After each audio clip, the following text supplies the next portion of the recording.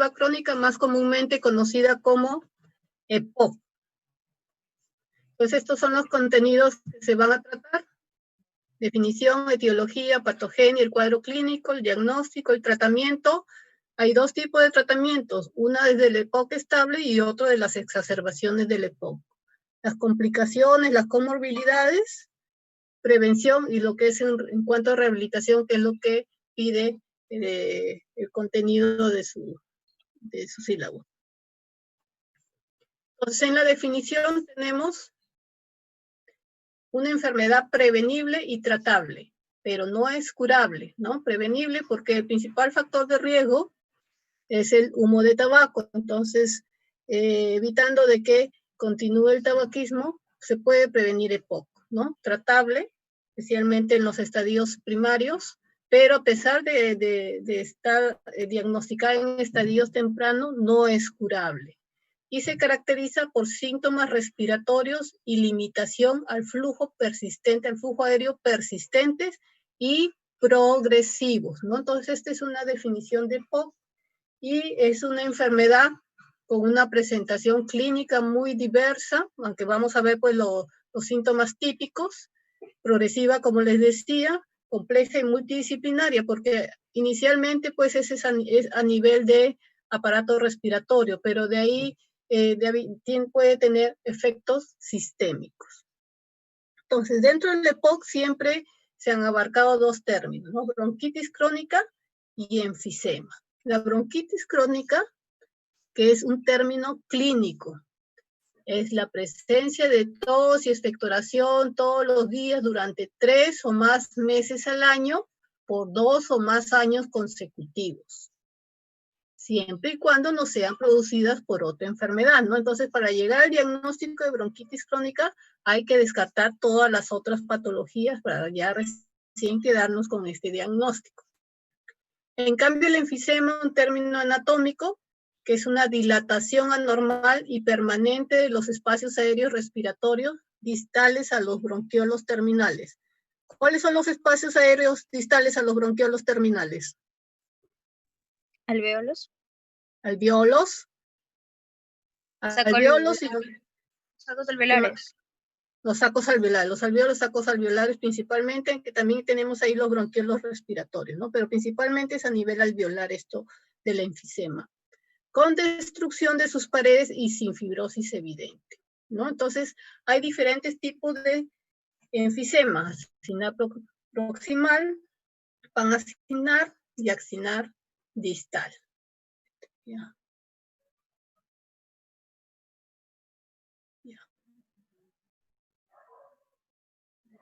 Entonces tenemos aquí en este dibujito, en este diagrama, lo que es normal, ¿no?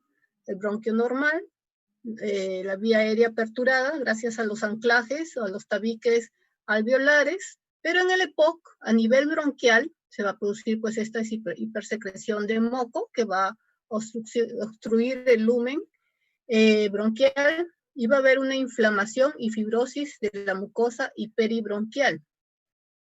Y a nivel alveolar se van a romper esos tabiques y por lo tanto se va a ocasionar el enfisema. Va a haber ruptura de los tabiques alveolares y por lo tanto confluencia de estos, ¿no?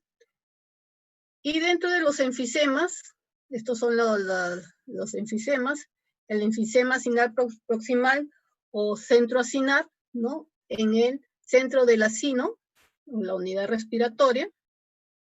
Es casi exclusivo de los fumadores y es a nivel de lóbulos superiores. El panaxinar en forma homogénea afecta todo el acino. Se ve muy frecuentemente en lo que es deficiencia alfa-1 antitripsina y es a nivel de predominio de lóbulos inferiores. Y lo que es el acinar distal o parasectal, que es en zonas, próximo a zonas donde existen secuelas, donde hay lesiones residuales. Doctora, no se escucha bien. Voy a apagar mi cámara, ¿ya?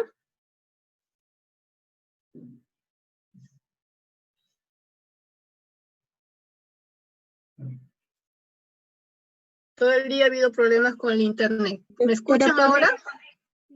¿Me escuchan? Sí, ¿podría repetir esta última diapositiva, por favor? Claro.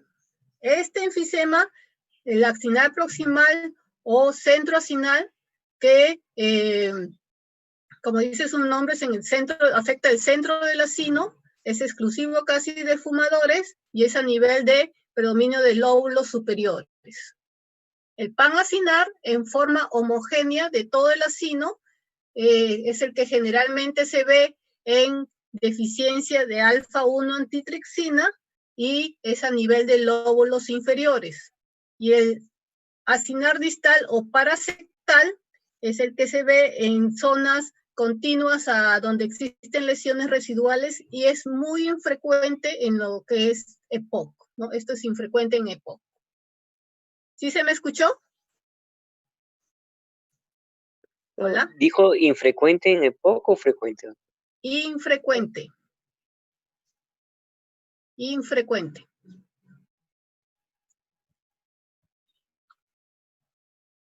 Etiología.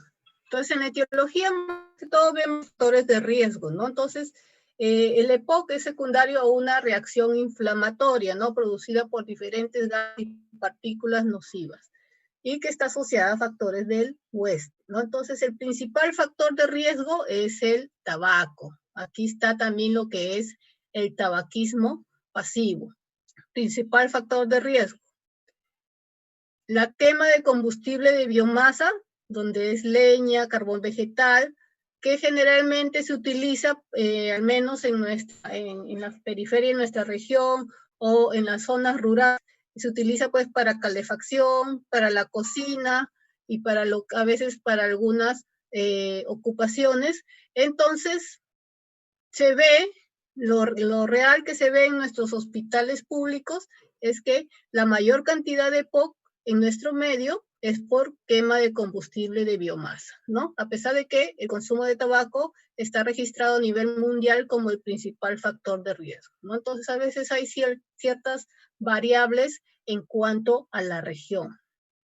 Exposiciones ocupacionales, polvos orgánicos, inorgánicos, agentes y vapores químicos en general. Y dentro de los factores genéticos se ha visto pues de que no todos los que tienen EPOC, no todos los que fuman hacen EPOC. Entonces, se piensa que hay factor genético también involucrado, ¿no? Y uno de los factores genéticos más estudiados es la deficiencia de alfa-1 antitripsina. Después tenemos asma y hiperreactividad de la vía aérea, especialmente en la niñez, ¿no? Que puede contribuir, pero no se ha encontrado la asociación plena, pero puede contribuir a lo que es EPOC en la edad adulta. Infecciones. Una de las infecciones frecuentes que pueden dejar secuelas y que pueden conducir a EPOC es la tuberculosis, ¿no? Y también infecciones respiratorias severas en la niñez. Esta tuberculosis, pues inclusive si ustedes ven las diferentes bibliografías, no todas las mencionan, porque en países desarrollados, pues, de donde son generalmente las bibliografías, ¿no? Casi no ven en este tipo de enfermedad, ¿no? Diferente es nuestra realidad.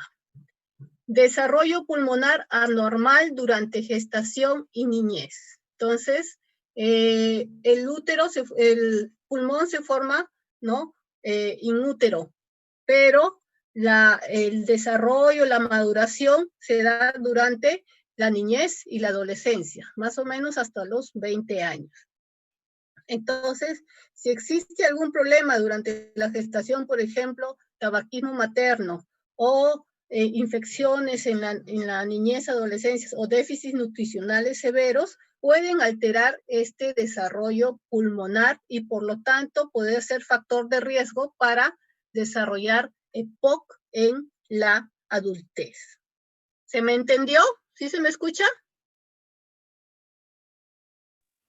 Sí, doctora. Ok. Seguimos. Entonces, el humo de tabaco es el principal factor de riesgo, ¿no? Según estas bibliografías. El humo de tabaco, entonces se ha visto que afecta el BEF1, ¿no? Los fumadores tienen una mayor declinación de este BEF1, ¿no? En promedio es 20 mililitros al año. Y en los fumadores, el rango de caída está entre 60 a 100 mililitros al año, ¿no? Entonces tiene un mayor declive. Abandonar el tabaco desacelera esta caída, pero no recuperan nunca su valor basal, ¿no? Entonces, eso es en cuanto al humo del tabaco. Después tenemos la patogenia. Entonces, en la patogenia tenemos este cuadrito donde nos indica que la inhalación crónica de partículas y gases, inhalación crónica de partículas nocivas y gases, especialmente el humo de tabaco asociado a factores dependientes del huésped, lo que van a producir es una inflamación pulmonar anormal o patológica, ¿no? O exagerada, lo ponen en algunas bibliografías, donde interviene la producción de enzimas proteolíticas que provienen del humo del tabaco o son producidas por neutrófilos y macrófagos celulares. Y también intervienen la inactivación de antiproteasas. Una de las principales antiproteasas que se conoce es la alfa-1 antitripsina, ¿no? Entonces, esta alfa-1 antitripsina es inactivada y es debido a oxidación por el mismo humo de tabaco o por liberación de radicales libres que provienen, pues, de estos macrófagos alveolares activados. También interviene el estrés oxidativo, donde hay también se refiere a lo que es la liberación de radicales libres, por lo mismo, por el humo del tabaco o por macrófagos activados, y que van a degradar la matriz proteica pulmonar y también van a inactivar a la alfa-1 antitripsina, ¿no? Entonces, vean cómo la alfa-1 antitripsina tiene un papel primordial en lo que es la patogenia del EPOC, ¿no? También van a ver inactivación de antioxidantes y dentro de los mecanismos también interviene lo que es la apoptosis endotelial y lo que es alteración de los mecanismos de reparación.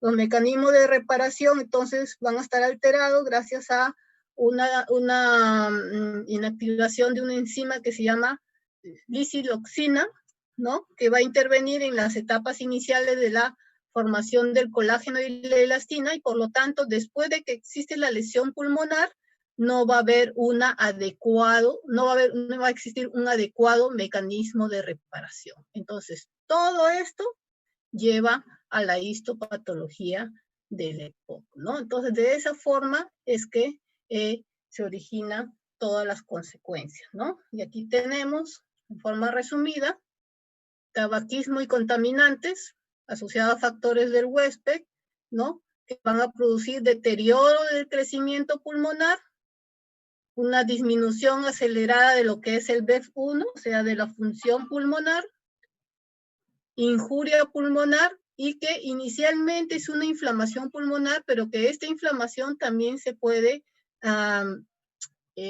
progresar a sistémica. Entonces, esto va a traer alteraciones tanto en la pequeña vía aérea y a nivel alveolar, lo que es el enfisema, y también puede traer, como les decía, efectos sistémicos. Y lo que se va a producir es una limitación persistente de la vía aérea persistente, ¿no? Persistente. Esto es la diferencia del asma. El asma no es persistente, ¿no? Aquí en el EPOC es una limitación persistente de la vía aérea, ¿no? Y donde van a haber síntomas relacionados al EPOC estable, relacionadas a las exacerbaciones y lo que son relacionadas a las comorbilidades.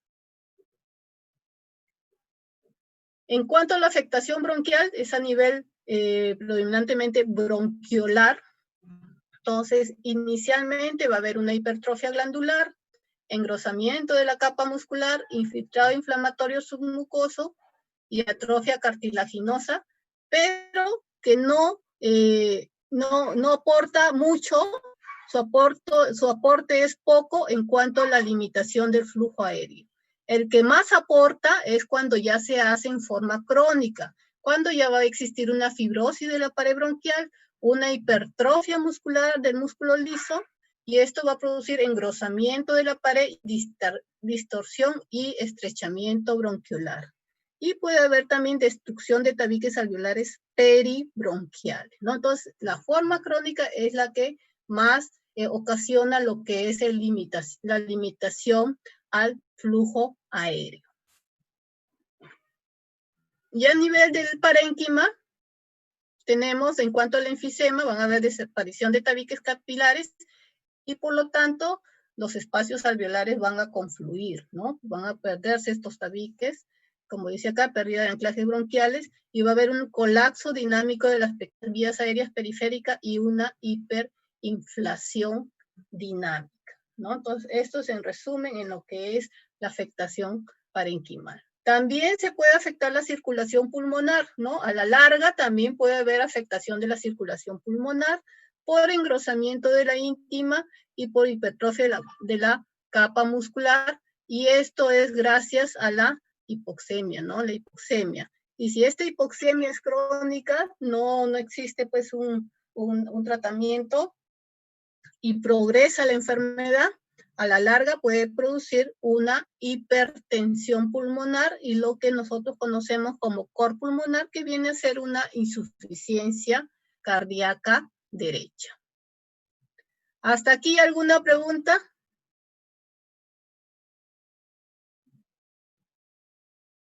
Creo que no. Continuamos. Entonces, en cuanto al cuadro clínico, entonces estos pacientes pues son pacientes adultos de 40 años y en general son pacientes de 50, 60 años a más. Muchos de sus síntomas, especialmente la disnea, lo colocan como si fuera parte de la edad, ¿no? Entonces, existe un subdiagnóstico por la pobre percepción de los síntomas del paciente al inicio de su enfermedad, ¿no? ¿Cuáles son estos más? La disnea está relacionada con el esfuerzo físico persistente y progresiva, ¿no? De hacerse grandes esfuerzos, va progresando hasta hacerse a pequeños esfuerzos. La tos, que es crónica, puede ser intermitente o persistente, intermitente al inicio, pero posteriormente ya es persistente, pero es crónica, predominio matutino y frecuentemente productiva. En el EPOC estable, ¿no? Donde no hay presencia, o al menos cuando no hay presencia de alguna infección, este esputo es frecuentemente mucoso, es un esputo también crónico, ¿no? Son síntomas crónicos persistentes y muchas veces progresivos. En cuanto a la exploración física, una expiración prolongada, ¿no? La insuflación del tórax, lo que llamamos el tórax en tonel. En la auscultación pulmonar, sibilancias, roncantes, en la expiración forzada, disminución del murmullo vesículo, dependiendo del grado de afectación. Pero en pacientes en estadios avanzados, sí ya va a existir pérdida de peso y masa muscular, ¿no? Cianosis central, si es que existe ya una insuficiencia respiratoria crónica, y si existiera pues ya una insuficiencia cardíaca derecha o lo que viene a ser el cor pulmonar por la hipoxemia crónica, ya se pueden ver en el examen físico, edemas periféricos y signos de sobrecarga ventricular derecha, ¿no? Entonces, la exploración física va a depender del estado de severidad del EPOC de esta persona. Entonces, eso es en cuanto al cuadro clínico, lo clásico del cuadro clínico. En cuanto al diagnóstico, ¿dónde sospechamos? Pues un adulto de 40 años o más que tenga los síntomas clásicos de lo que es el EPOC y o historia de exposición a factores de riesgo para la enfermedad. Entonces, en ellos sospechamos. ¿Cómo confirmamos? Mediante la espirometría. Mediante la espirometría lo que hay que demostrar es que exista obstrucción. Dime. ¿Aló? Sí, dime, te escucho. ¿Me escuchas? Doctora. Hola.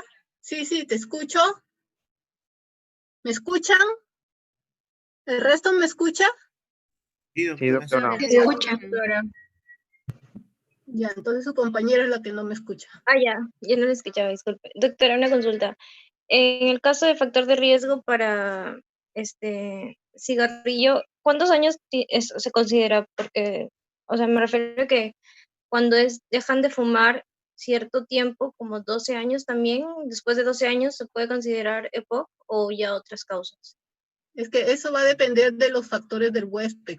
Va a depender del grado de inflamación que se origine en su organismo, ¿no? El paciente puede dejar de fumar, ¿no? 10, 15 años, pero va a depender de cuánto tiempo fumó antes, desde qué edad empezó a fumar, cuántos cigarrillos fumaba al día, ¿no? Entonces eso va a producir la inflamación, ¿no? Puede iniciar la inflamación que al inicio puede ser asintomática. El paciente puede dejar de fumar, ¿no? Va a disminuir su riesgo, bastante va a disminuir su riesgo en cuanto a la inflamación, en cuanto a la disminución del BEF1, pero no va a anular el riesgo de que pueda desarrollar EPOC en los 10 o 15 años, inclusive hasta 20 años después de haber dejado el tabaquismo. Entonces va a depender no tanto de cuántos años dejó de fumar, sino de todo lo que significó cuando estuvo utilizando el tabaco, tiempo, cantidad de cigarrillos, ¿no? Al igual que el cáncer de pulmón, el grado de inhalación, ¿no? La edad de inicio del tabaquismo, mucho tiene que ver y su propia genética, ¿no? Su propia genética. ¿Alguna otra pregunta? Bueno, entonces continúo. ¿Me escuchan? Doctora, se le escucha. Sí, doctora. Ya, entonces la confirmación es a través de una espirometría y donde se tiene que demostrar la obstrucción al flujo de aire persistente a pesar de la administración del broncodilatador. En el asma veíamos de que después de administrar el broncodilatador, el BEF1 mejoraba en 12% o 200 mililitros, ¿no? En cambio acá eso no sucede. La obstrucción al flujo de aire es persistente, puede mejorar un poco, pero menos de la cantidad que se veía en asma, ¿no? Entonces es persistente a pesar de la administración del broncodilatador. Entonces, espirométricamente, el diagnóstico es con esto. La relación BEF1, volumen expiratorio forzado en el mundo sobre capacidad vital forzada, menor de 0.7, pero post-broncodilatador. Este valor tomándolo posterior al broncodilatador. Si existe este valor, ¿no? Entonces el paciente y tiene pues las características clínicas, el diagnóstico es un EPOC. Y de acuerdo a este BEF1 es que según GOLD tenemos varias guías, ¿no? Una de las más importantes es el GOLD, que es la guía americana para lo que es EPOC, ¿no? Se puede clasificar en leve, moderado, severo y muy severo. Y esto nos va a servir bastante para lo que es el pronóstico, ¿no? Leve, mayor del 80% igual de moderado entre 50, 80, severo entre 30, 50 y muy severo menor del 30% del predicho o de lo normal para este paciente, ¿no? Entonces, de acuerdo a eso, vamos a clasificar la severidad de la limitación al flujo aéreo, pero tiene que existir este número para poder hacer el diagnóstico de EPOC, ¿no? Entonces, con esto confirmamos la sospecha clínica. Exámenes auxiliares, ya veíamos pues la espirometría forzada, ¿no? La cual es no invasiva, sencilla, económica, como ya habíamos visto en asma, debe ser realizada después de la administración de una adecuada dosis de al menos un broncodilatador de acción corta. Entonces, post-broncodilatador de acción corta, ¿no? Entonces, en este esquema, en la espirometría, vemos lo que es el BEF1, volumen expiratorio forzado al primer segundo. Aquí tenemos el tiempo, y aquí tenemos el primer segundo, y aquí tenemos la cantidad de litros, ¿no? Entonces, esto es lo normal en un paciente, el BEF1, que es alrededor de 4 litros, y en el EPOC, ¿no? Que disminuye marcadamente a 2 litros 300 aproximadamente, ¿no? Entonces, el BEF1 disminuye. ¿Qué otro examen tenemos? Entonces, directamente para diagnosticar EPOC es la espirometría. Pero tenemos otros exámenes complementarios, como la radiografía de tórax. ¿Sirve para diagnosticar EPOC? No, no sirve para diagnosticar EPOC. Más que todo nos sirve para el diagnóstico diferencial y o comorbilidades respiratorias, esqueléticas o cardíacas que pueden llevar también a dificultad respiratoria, ¿no? Entonces puede haber hiperinsuflación, hiperlucidez, como ven acá, totalmente negros, disminución de la trama vascular, ¿no? Esta hiperinsuflación que lo vemos acá, ¿no? Miren que el gran diámetro antero-posterior que existe en la vista lateral, ¿no? Entonces la radiografía de tórax a nivel de EPOC nos puede dar estos signos, pero no nos sirve para el diagnóstico, sino diagnóstico diferencial y comorbilidades. Después tenemos la tomografía. La tomografía nos visualiza mejor lo que es la parte de enfisema, ¿no? Las áreas de enfisema, pero esta tomografía más nos va a servir determinar el grado de enfisema, la localización, etcétera, cuando el paciente va a ser sometido a procedimiento quirúrgico, como la reducción del volumen pulmonar o el trasplante pulmonar, ¿no? También nos puede servir, al igual que la radiografía, en el diagnóstico diferencial y para ver comorbilidades. Después tenemos la gasometría y oximetría de pulso. La gasometría, diferente de la oximetría de pulso, aparte de vernos la parte oxigenatoria, nos ve la parte de hipercapnia, ¿no? Si hay alteración en cuanto a la retención del CO2. Y los pacientes con EPOC pueden ser retenedores tempranos de CO2. Dígame. ¿Alguien me dijo algo? Ok. Entonces la gasometría arterial, ¿no? Nos da también la idea de la hipercapnia, ¿no? Entonces se recomienda en los pacientes con saturación menor del 92% y en aquellos que se tiene que determinar la necesidad de oxigenoterapia ambulatoria. Pacientes con EPOC más avanzado, entonces ya necesitan oxígeno domiciliario, ¿no? Oxígeno en forma permanente en al menos 15 horas al día. Entonces, para determinar esta oxigenoterapia ambulatoria es a través de una gasometría, no de una oximetría de pulso. La oximetría de pulso sí nos dice, pues nos da datos en cuanto a la insuficiencia respiratoria o nos sirve también cuando existe una insuficiencia cardíaca derecha para determinar la necesidad de oxígeno suplementario, pero principalmente pues en una exacerbación o ya en pacientes que ya están con oxígeno domiciliario, ¿no? Pero para el inicio del oxígeno domiciliario es a través de la gasometría. Una de las pruebas pronóstico, uno de los parámetros de pronóstico para el paciente es la tolerancia al ejercicio. Y una prueba para ver esta tolerancia al ejercicio es la prueba de caminata de 6 minutos, ¿no? Que es la mayor distancia recorrida en 6 minutos por el paciente, y en esos 6 minutos se va viendo la saturación de oxígeno mediante la pulsioximetría, ¿no? Entonces es un predictor de pronóstico. Cuando existe enfisema, entonces se rompen los anclajes y hay los alveolos se juntan, por decirlo así, entonces va a existir una menor superficie de intercambio, ¿no? Del intercambio gaseoso. Y por lo tanto, la capacidad de difusión de monóxido de carbono va a disminuir. Por lo tanto, su disminución se correlaciona con la gravedad del enfisema. ¿Sí me escuchan? Sí, doctora. Sí, doctora. La verdad, hasta el momento no me acostumbro a dictar clase a la computadora.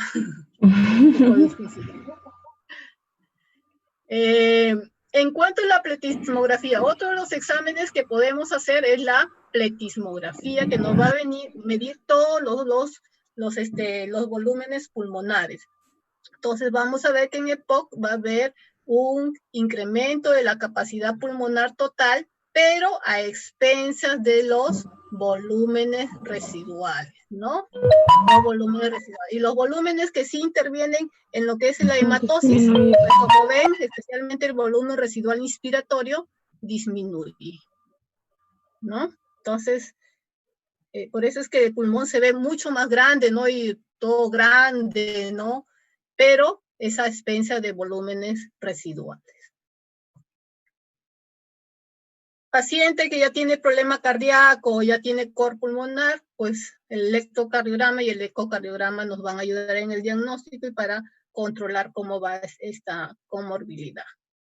El conteo de eosinófilos no nos sirve pues en cuanto para ningún diagnóstico. Este conteo de eosinófilos, cuando es mayor o igual de 300 células por microlitro, lo que nos va a ayudar es para decidir si es que podemos colocar un corticoide inhalatorio, ¿no? Al broncodilatador, ¿no? Entonces, para eso solamente nos va a servir el conteo de eosinófilos. Y una prueba que se recomienda hacerlo en al menos una vez en el paciente, al menos en una ocasión, es el dosaje de alfa-1 antihistamina, que es muy importante, ¿no? Dentro de la patogenia.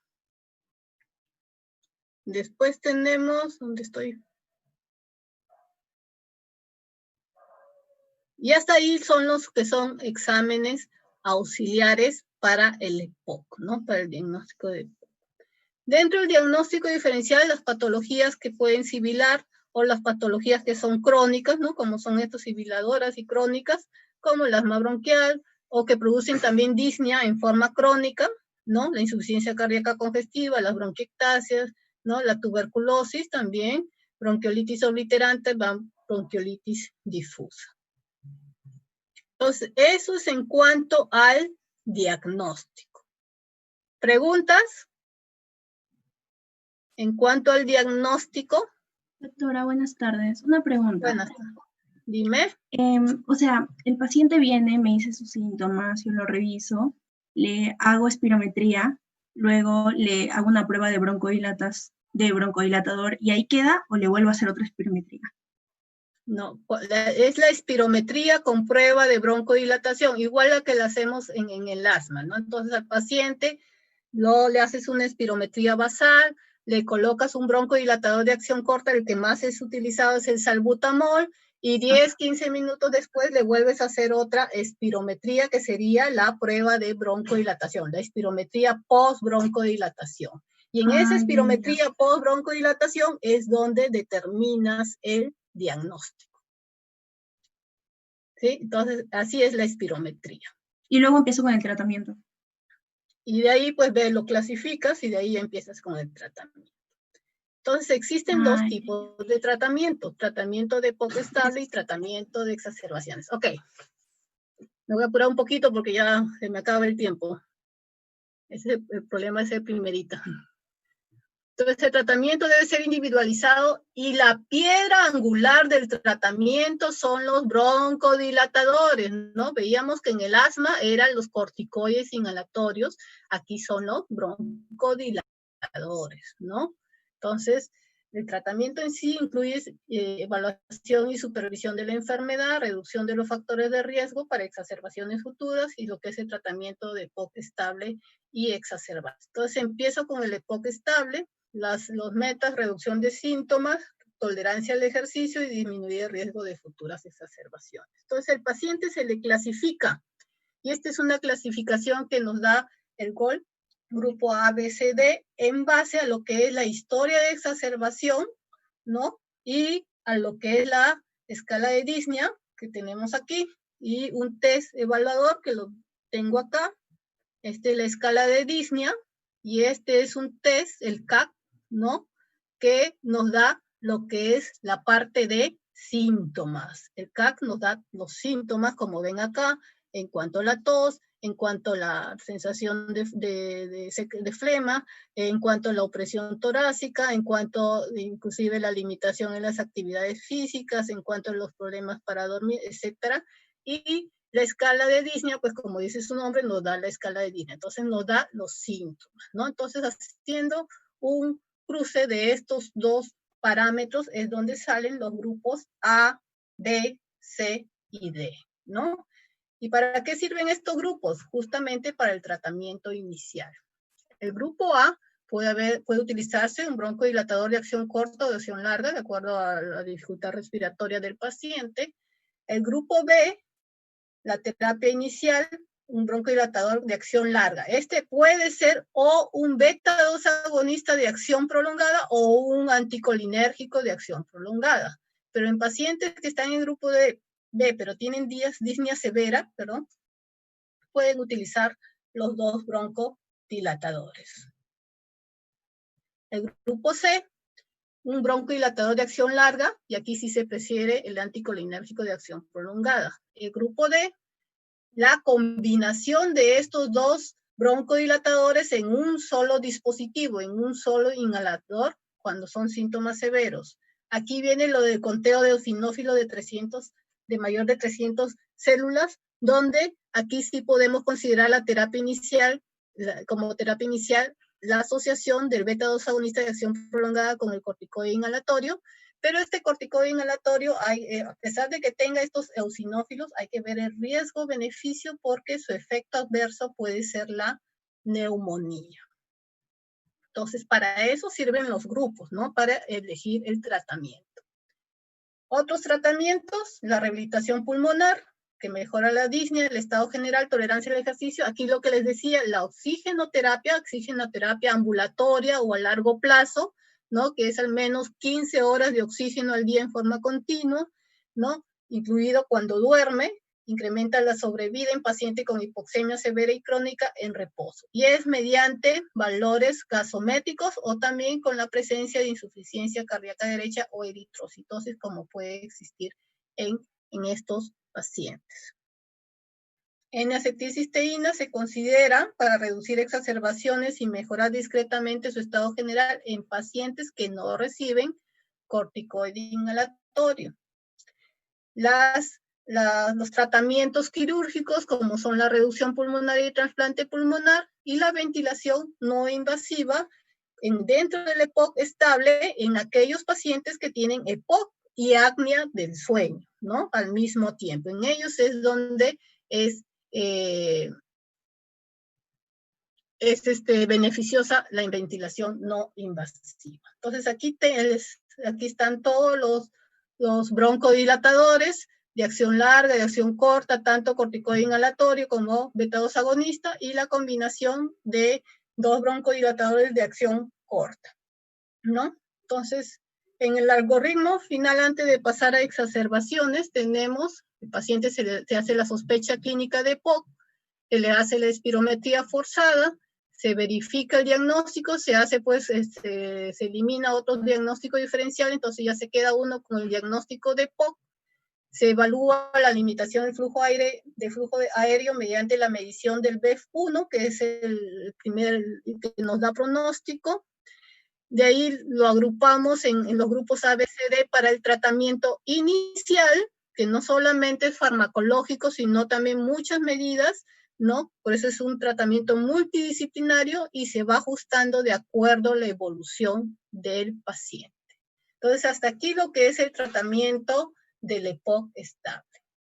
En cuanto a las exacerbaciones, entonces, exacerbación e empeoramiento de los síntomas normales del paciente, ¿no? Incremento de la disnea, aumento del volumen de producción de esputo, el esputo purulento y empeoramiento de la tos. Todo incremento. La principal causa son las infecciones respiratorias y también puede ser por factores del medio ambiente. Y dentro de las causas infecciosas, las principales son las bacterias, pero también puede ser debido a virus y debido a bacterias activas. Entonces, estas exacerbaciones también tienen su clasificación, leve, moderada, grave, muy grave, que por problemas de tiempo no se los especifico, pero aquí está bien claro la clasificación. Entonces, se clasifican de acuerdo a la severidad. Entonces, dentro de los exámenes auxiliares, porque son pacientes que llegan con una exacerbación, ven que están con una exacerbación, pero tienen que saber por qué se tuvo la exacerbación, cuál fue la causa. Entonces, la principal causa es infecciosa. Estudio microbiológico, lo que es el gran y cultivo del esputo, especialmente en pacientes que no han recibido antibiótico. Radiografía de tórax para el diagnóstico de diferencial y comorbilidades, gasometría arterial para ver cómo está la hipoxemia y si hay hipercapnia, electrocardiograma, ¿no? Especialmente si el paciente tiene una comorbilidad cardíaca, analítica de sangre para ver el estado basal del paciente, y si hay signos de tromboembolismo pulmonar o sospecha de esta, pues una angiografía por tomografía computarizada. El paciente, el tratamiento ambulatorio o hospitalización, en la gran mayoría ambulatorio. Y aquí también el tratamiento principal para las exacerbaciones es el broncodilatador, especialmente el de acción corta. Uso de antibióticos, corticoides sistémicos, pero en cursos cortos, el oxígeno suplementario, la ventilación asistida que puede ser invasiva o no invasiva, la rehabilitación pulmonar y tratamiento de las comorbilidades. Aquí tenemos los criterios de ingreso, ¿no?, a hospitalización del paciente. Como les decía, la gran cantidad es la gran mayoría son tratamientos ambulatorios. Pero estos son los criterios cuando el paciente tiene que ser hospitalizado. Y este cuadro nos muestra, de acuerdo a la agudización y al germen que uno no sospecha, los gérmenes más frecuentes para esas agudizaciones, y de acuerdo a lo que sospecha, pues los antibióticos, ¿no? Que pueden ser de 7 a 10 días los antibióticos que se le administra al paciente. Entonces tenemos el algoritmo, agudización leve, se utiliza siempre el broncodilatador de acción corta, ¿no? Se ve la comorbilidad, tratamiento de la comorbilidad. ¿Esputo purulento? ¿Sí o no? Si es sí, antibiótico, ¿no? Y se revisa en 72 horas. Si no mejora o es una exacerbación moderada, aparte del broncodilatador de acción corta, se asocia el corticoide. Y el antibiótico va a depender si tiene esputo purulento o los criterios de Antonicen. Los criterios de Antonicen es justamente para la necesidad de uso de antibióticos, que tenemos el aumento de la disnea, aumento del volumen de esputo y de purulencia del esputo. De 2 o más es que significa que necesita antibiótico, ¿no? Entonces, si tiene 2 a más, criterio de Antonicen o esputo purulento, antibiótico. Si tiene 1 solo, no antibiótico. Adecuar el tratamiento de base es el tratamiento que normalmente lleva el paciente y se revisa en 72 horas, ¿no? Entonces, hasta aquí vemos que son ambulatorios. Pero si el paciente no mejora o ya es una exacerbación grave o muy grave, ya es hospitalización. Y ya terminando, tenemos las complicaciones, ¿no? He encontrado tanto complicaciones como comorbilidades. La gran mayoría de las bibliografías nos hablan de comorbilidades, pero entre las complicaciones tenemos lo que es el cor pulmonar en estados avanzados por la insuficiencia respiratoria crónica, o sea, la hipoxemia crónica, ¿no? Los signos y síntomas son los de insuficiencia cardíaca derecha y las infecciones respiratorias, principal causa de exacerbación. Y son pacientes pues de mayor de 40 años, de 50, 60, 70 años, que muchas veces tienen comorbilidades, ¿no? Comorbilidades cardiovasculares, diabetes mellitus, cáncer de pulmón, porque el cigarrillo también es el principal factor de riesgo para cáncer de pulmón, osteoporosis, artritis reumatoidea, o estos pacientes pues sufren de ansiedad y depresión, eso sí, provocado directamente por la patología que están llevando, ¿no? Entonces, estas comorbilidades también hay que evaluarlas y manejarlas para que, porque muchas de ellas también les va a producir lo que es insuficiencia respiratoria, ¿no? Y en cuanto a la prevención, pues lo principal es el abandono del tabaco. Entonces tenemos la consulta médica, y no solamente por el médico, también interviene lo que es la parte psicológica. Dentro de las terapias, la terapia de reemplazo a nicotina, que es la que da la adicción a la nicotina, y también existen terapias farmacológicas para tratar de que el paciente abandone el tabaco. Si hay exposición al humo de biomasa, como sucede mucho en nuestro medio, evitar esta exposición. Hubo también campañas de las cosas muchos años atrás, ¿no? Entonces, pero explicarles que este humo de leña es también muy nocivo y provoca esta enfermedad. Determinar la adherencia al tratamiento, especialmente ver, aparte de lo que está cumpliendo, si es que lo está cumpliendo, ver la técnica con la que se está colocando el inhalador. Existen diferentes tipos de dispositivos con los cuales se puede colocar la inhaloterapia, ¿no? Entonces también es necesario escoger bien el dispositivo que mejor puede manejar el paciente para colocarse el broncodilatador. Programas de autocuidado y la vacunación contra la influenza y el neumococo. Y por último, la rehabilitación, ¿no? La rehabilitación que no solamente es hacer ejercicio, sino esto es un programa de rehabilitación, ¿no? Es un efecto, es para el paciente crónico, ya en estadios más avanzados, y que tiene tanto mejoría de la parte física y mejoría de la parte psicológica, ¿no? Entonces, esto es lo que consiste, ¿no? Y estos son sus objetivos. Creo que terminé a tiempo. No sé si habrá ingresado el doctor. Creo que no, porque si no hubiera salido acá para afectar. Y estas son las fuentes de información. El GOL del 2020,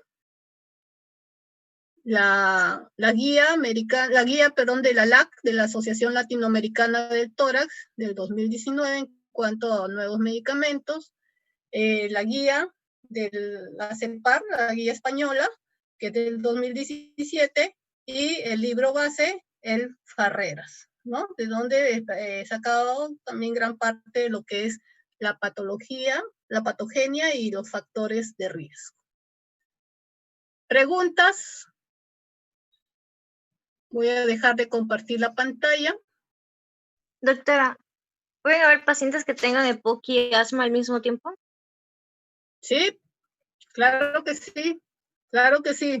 Pacientes que son asmáticos y a pesar de eso son fumadores y pueden desarrollar EPOC posteriormente, principalmente por el tabaquismo y obviamente aunado a eso un asma cuando no controlan a tiempo el asma. Acuérdate que el asma generalmente no revierte, pero cuando ya no existe tratamiento del asma, hay remodelación de la vía aérea, cambia toda la estructura de la vía aérea y ya puede haber también persistencia de la obstrucción al flujo aéreo, ¿no? Entonces, si existe esto, más un tabaquismo, el paciente puede desarrollar EPOC, ¿no? En la etapa adulta. Doctora, ¿y en la bronquitis crónica necesariamente tiene que haber tos y expectoración? O sea, ¿puede ser solamente episodios de tos o necesariamente tiene que ir con expectoración? No, esto es productiva, esto es productiva. Esto es productiva. La definición clínica es tos productiva, tos y expectoración. No es tos seca. ¿No? Y Ahora, si es tos productiva, pero sin expectorar, o sea, a veces que no es seca, sino como la tos productiva hay dos tipos de tos, una que necesita para que se claro, cuando expectore. sí te entiendo. O sea, cuando ya existe obstrucción al flujo aéreo, o sea, ya la vía aérea está, ¿no?, comprometida, estrechada, pues ahí el paciente tiene la expectoración, le ronca el pecho, sabe que le siente ahí, pero no puede eliminarlo fácilmente, ¿no? Entonces hay una tos productiva, pero con dificultad para la eliminación de este. Ya llegó el doctor Odar. Doctora, entonces eso también podría ser considerado EPOC, ¿no? La bronquitis, claro, bronquitis cuando ya hay obstrucción, pues, ¿no? Ya hay obstrucción y lo verificas con la espirometría, pues, ¿no? Nunca, esa es la sospecha clínica, pero se confirma con la espirometría. Así es. Gracias, doctor. Ok. Doctora. Doctor, justo ya había terminado. Una última ¿Quién me pregunta, habló? doctora. Ahí, yo pensé que era el doctor Oda. Dime. Doctora, ¿algún fármaco que pueda causar una exacerbación o que esté contraindicado en los pacientes que tienen EPOC? A diferencia del asma, acá no se habla en sí de fármacos que produzcan pues una exacerbación, ¿no? Directamente, ¿no? Aquí, acuérdate que a diferencia del asma, que todo es inflamatorio, ¿no? Y de causa generalmente alérgica, aquí existe una inflamación exagerada y destrucción alveolar, destrucción del parénquima, ¿no? Es por eso que también los corticoides no son no son altamente efectivos como en el asma, porque en el asma solamente es inflamatorio, pero aquí ya hay destrucción, ¿no? A nivel alveolar o del parénquima pulmonar. Gracias, doctora. ¿Alguna otra pregunta?